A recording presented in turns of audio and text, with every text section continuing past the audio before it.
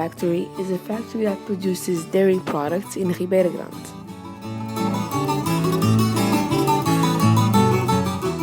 It produces milk, butter, and 50% of the cheese in the Portuguese cheese market.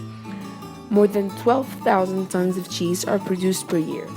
All of these products go under the brand name Terra Nostra.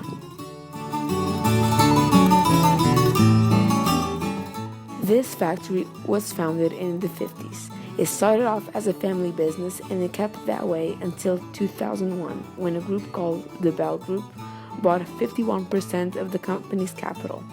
The rest of it was acquired later in 2004. After the BEL Group purchased BEL, they created employment, revenue, partnerships, and they helped promoting environmental policies, all important for stimulating the Açorean economy. Under the BEL Group's management, the price of milk has decreased in São Miguel comparing to its price in the Portuguese mainland. The BEL factory aims to launch new products every year. This year, they've already released the unsalted butter and the whole milk, a kind of milk sold without going through scheming processes.